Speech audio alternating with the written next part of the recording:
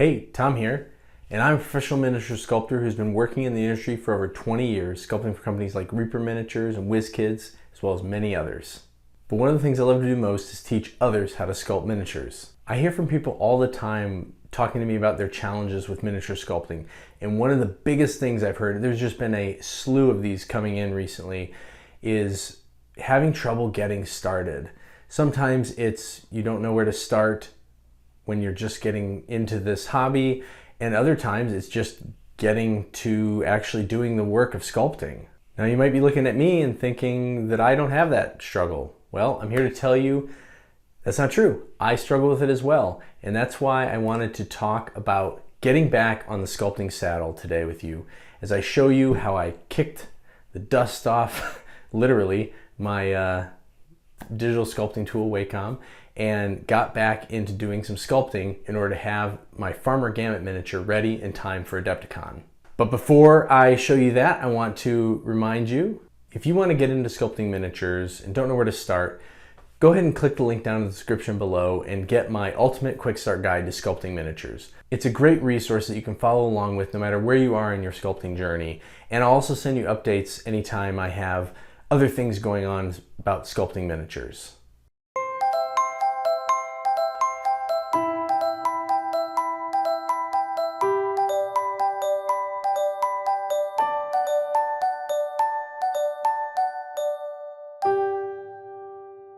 Morning, Tom here.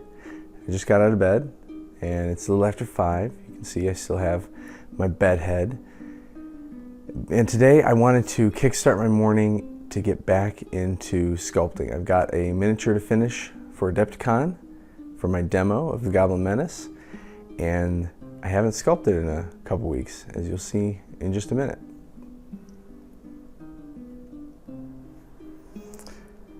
All right, I have not done any sculpting for a couple weeks, so first thing I always have to do is wipe the dust off my machine.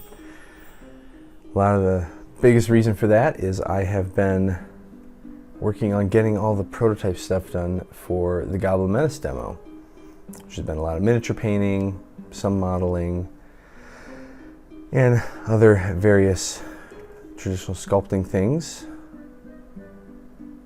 going on. Flip back and forth, still flip back and forth between traditional and digital. In this case, I'm going to be doing some digital sculpting this morning. And I'm not expecting to get super far. I was sharing, as I was answering some questions from the Ask Me Anything a little bit ago, and it's been that so long I couldn't even remember what folder I needed.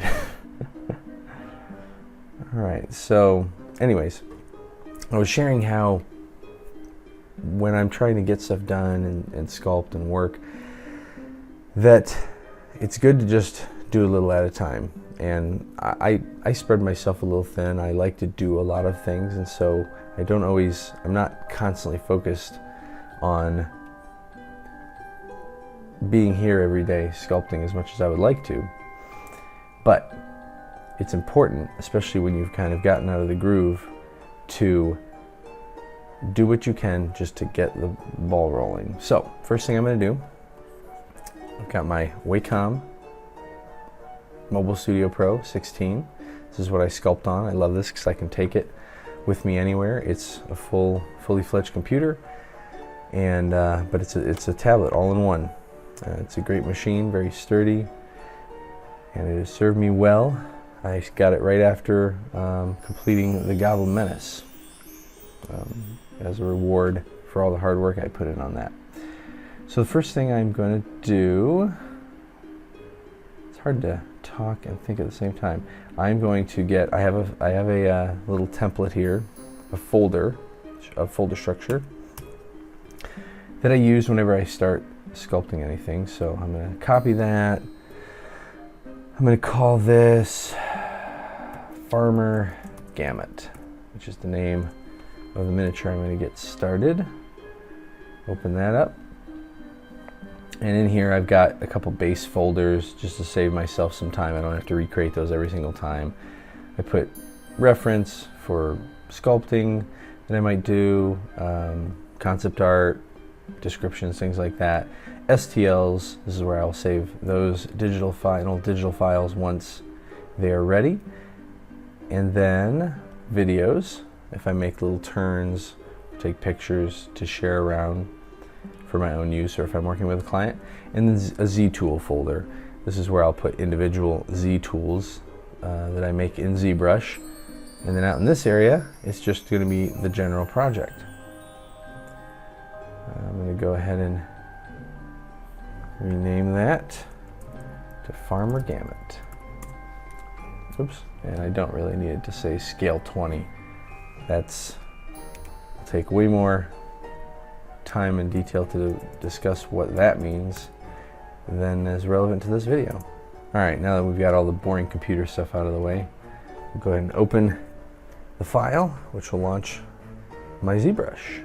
I am currently using ZBrush 2022, which I believe is the last version of ZBrush before it went to a subscription model. I personally don't have a need at the moment for all the upgrades and updates going on, so I decided not to pay for it. All right, so in my starter file here, I have a 100mm stick. You can see it's broken up into simple shapes, and if I really needed to, I could count them. 1, 2, 3, 4, 5. So there's a bunch of blocks of 5. So there's 20mm and 10mm. 5 times 15, 20. Yep. 30, 35, 40, 45, 50. Yep. Okay. I thought I miscounted that at first. So 50, and then there's just another 50 up there. I don't use that a ton, but it's a good base if I am working on some figures that start to get a little larger. Then I got this tiny little 1mm block. It's a nice reference point to have. I'll sometimes include it on the STLs, so there's a small unobtrusive shape that can be scaled if that is needed by my mold maker printers. And lastly is the 20mm tab. This is a base reference tab. It's not one that I would actually use on the final piece, but again, it's a specific, shows a specific scale and keeps me grounded while I'm working on the miniature.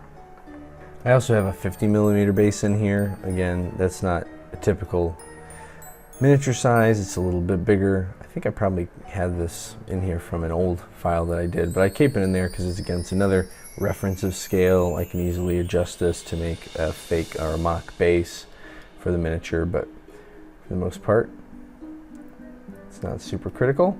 I'm going to go ahead and hide the 1mm cube though, because I do not need that for now, but I like to have the 20mm tab on. I also had to go grab my iPad so I could see reference of what I am going to be sculpting. This is Farmer Gamut here.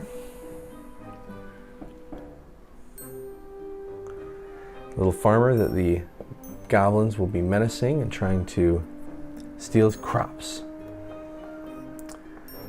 All right. Oh, there we go. Hit something wrong. All right, so let's go ahead to get this started. Let's insert shape. Move that up.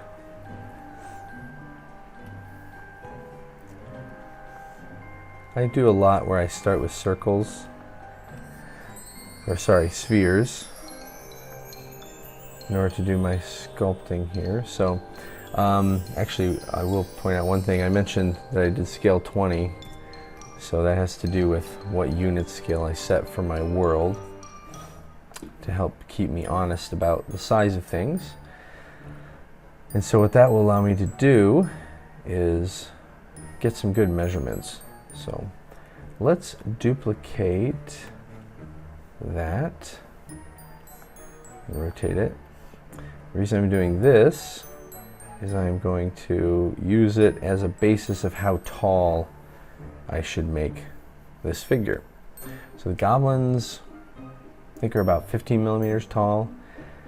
This is going to be a hobbit, so I don't want him quite as tall as a dwarf, certainly not as tall as a human, but I think he should be have a little more substance than the goblins, because they are supposed to be the most diminutive people in this little world. So if he was 20 millimeters, we can look at that. So let's scale this down. Let's pretend this is the head. Let's see how big it is in miniature world. Oops, wrong button. Get a rough idea. Oh. This is like being rusty and having somebody watch over your shoulder. All right, here we go. So right now, this is about 8 millimeters wide. I'm very particular about where my widget and movement tools are. So this is about 8 millimeters wide. A human head that I sculpt is usually between 5 and 6. So let's scale that down a little bit. This head will probably be a little larger than a human's. I like to do that to help exaggerate the proportions. But let's go ahead and start with, we'll go ahead and start with 6 millimeter and see how that looks. So for that, let's see, we're at 8 millimeters. If you wanted to get down to 6, that would be about 75%. See how that looks. Yes, that's a little bit smaller, but we're still keeping it simple, just playing around. Okay. So if we go back to this little guide and turn that on, if I have the headset there, that would be about 18 millimeters. Let's start there and see how that looks. So we'll leave it about where it was. Turn that off, because if we already know if that's going to be the top of the head, don't even mess with that. I'll make a duplicate of that shape and scale up the body. Now, one thing that I should do, and I will do, I got to get this an image over to this computer that would make my life a lot easier, is I could take this image and superimpose it right here and start sculpting right over that. I do like to do that because the way I draw tends to be to miniature scale. I have that in my mind a lot, and the style that I've developed kind of goes hand in hand. But I try not to, I don't want it to be completely tied to how the art is, because I will inevitably have to make some decisions that will change the look and to be able to work in miniature. I can already tell based on what I'm seeing here, this body proportion and whatnot, that I don't know, that head might be okay. I think it's going to have to get a little bit bigger, but some of that will come from manipulating and stretching it. I think that's about as far as I'm going to take it here with the camera pointing at the screen. For the rest of this, I'm going to move it to recording what I'm doing, and we'll talk a little bit more about sculpting Farmer Gamut. Oh, and I have an update. Guess I better restart my computer now. It had actually been a couple days since I had got up and started Farmer Gamut, but I knew that I needed to keep this momentum going, so I made sure to get back in the saddle and start sculpting a little more. I still wasn't quite feeling it. It had been, I think the last time I had sculpted something was in December, and so I was still kicking the dust off and really needing to get back in the groove of things. And I was actually gearing up to try a new sculpting technique with this as well. But that's a story for another time. The one preview I'll give you is that it was a big help, especially with the time crunch that I had in order to sculpt this miniature. In fact, that's something I wanted to touch on. When I posted the short about this figure last month, I had a lot of comments from people who were surprised that I was sculpting digitally, or didn't know that I also sculpted digitally, I really take that as a compliment because I think it shows that my work is consistent and transcends either medium, because I do still spend a good amount of time working both traditionally and digitally. But one of the main factors that came into play with this miniature is I had to get it done in a very quick amount of time. Normally I would sculpt a miniature, send it off to my mold maker, have it master molded. I would get a master copy back. That's what I would use for samples, or in this case painting for the game, the Goblin Menace game that I was demoing at Adepticon. And I just did not have time for that because of everything else that was going on. So in this case, what I was able to do is I sculpted it, printed it at my house, painted it up, and had it done in plenty of time for Adepticon. Thinking back on this, I actually took a bit of a risk waiting so long to get this figure sculpted and ready, because I still had to paint it. And whenever I start sculpting a new miniature, especially after it's been a while, it always takes me a bit to ramp up, which is why this early morning and this later session here was so important. And I really had to tell myself and focus in hard on working out the base shapes as quickly as possible. Whenever I'm starting fresh and need to get the sculpting juices going again, for me, the best thing I can do is to just focus on those initial forms and aspects, just so that I'm not struggling and fighting and worrying about how things are going to turn out. It's that struggle that I think almost every artist faces whenever you're dealing with basically a blank page. You just sometimes have this feeling like it can't turn out. So you have to just start somewhere with something, and then all of a sudden it doesn't seem quite as overwhelming or insurmountable. So that's what I did here. I got the torso, the head, an arm, a leg, feet, and the nose, which is one of the more prominent aspects of this character. Well, I hope you've enjoyed me get back into the sculpting saddle with Sculpting Farmer Gamut. What do you do when you are struggling with getting started in sculpting again? I'd love to hear it down in the comments below. Also, if you have any questions, I'll be doing another live stream soon, so put your questions down in the comments, and I would love to answer them as we sculpt together. Thanks for watching, and until next time, keep sculpting.